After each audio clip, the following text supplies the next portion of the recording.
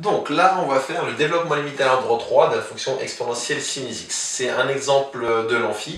Et pour le coup, il me semble que c'est aussi un exercice du TD, le tout premier qui est demandé en TD. Pour faire le développement limité à l'ordre 3 de cette fonction, c'est une composée de fonctions. Pour récapituler, on s'est arrêté en amphi, la dernière fois qu'on s'est vu en vrai en amphi.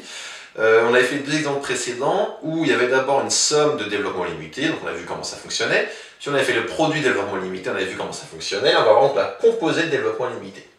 Quand on fait une composée de développement limité, la méthode, ça va être de commencer par le cœur de la fonction. Donc là, j'ai l'exponentielle de sinus x, le cœur, la partie centrale, c'est le sinus x. Donc je vais d'abord faire le développement limité du sinus x qui est ici. Donc je vais faire exponentielle de et développement limité du sinus. Je vais faire l'ordre 3 parce que c'est à l'ordre 3 que ça m'est demandé ici. Développement limité du sinus x, je vous invite à regarder vos formules. C'est à l'ordre 3, c'est x moins x3 sur factoriel 3 plus petit o de x3. D'accord? C'est le développement limité du sinus à l'ordre 3. Et maintenant, alors je vous rappelle aussi, ça fait un petit moment qu'on en a parlé, le principe de développement limité, c'est d'approcher des fonctions par des fonctions polynômes, car c'est le plus simple à manipuler et à utiliser. Donc là, maintenant, il faut se débarrasser de l'exponentielle, on remplace ceci par un polynôme. Pour ça, qu'est-ce qu'on va faire? On va faire une composée de fonctions. On va écrire la formule du développement limité de l'exponentielle. Je vais le mettre ici en rouge, et je vais l'écrire avec l'exponentielle y pour bien voir qu'on va faire une composée.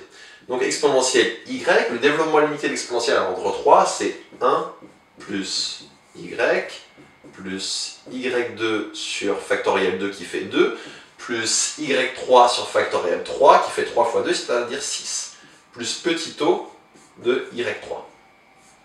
Je vous rappelle, ce petit o, c'est un terme de reste, c'est un truc qui va être négligeable face à x puissance 3, qui va être beaucoup plus petit si vous préférez négligeable. Et autre rappel, j'ai oublié de préciser, les développements limités, c'est uniquement valable en 0. Ce que j'ai écrit là, c'est une formule qui est valable quand x est proche de 0. Et donc, qu'est-ce que je vais faire? Je vais appliquer la formule qui est ici, avec y égale à ce qu'il y a dans mon exponentiel, ou presque à ce qu'il y a dans mon exponentiel. Alors, je vais appliquer avec y égale à ça. Pour être 100% rigoureux, il faudrait que j'en place aussi que je mette le petit o dans le y.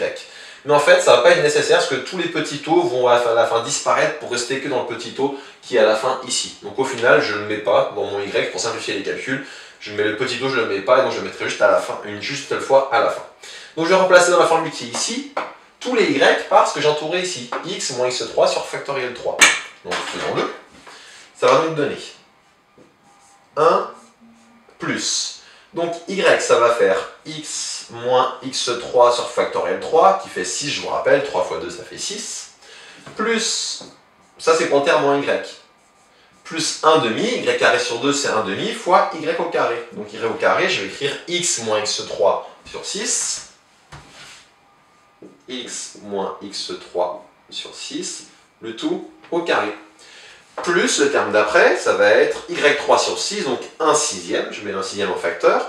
Je remplace y par x moins x3 sur 6, x moins x3 sur 6, le tout au cube.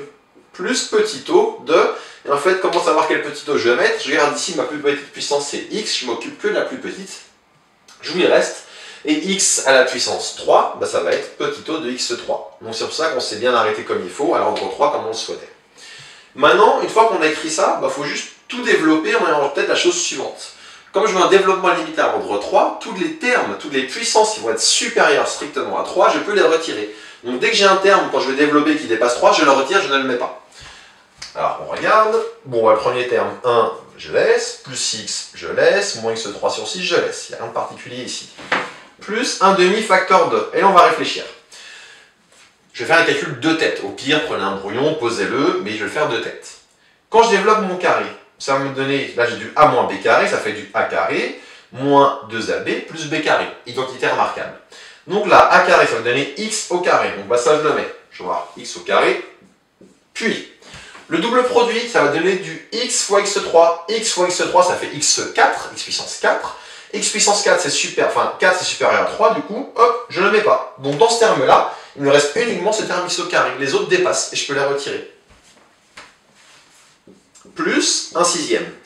Ici, regardons, premier terme. Bon, pour développer ça, si il me fallait tout développer, il faudrait que j'utilise la formule de Newton avec le triangle de Pascal, si vous vous souvenez, quand c'est le triangle pour développer les puissances. On pourrait faire ça, mais il n'y a pas besoin. Le premier terme, si vous vous souvenez bien, c'est a au cube. Donc là, ça va donner x au cube.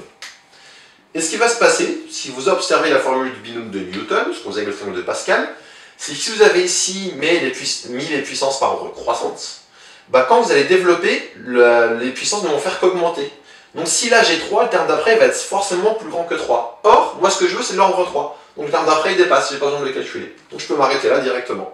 Donc plus petit o de x3. Et maintenant il reste à simplifier, en regroupant les puissances entre elles. Donc, en terme constant, j'ai uniquement 1.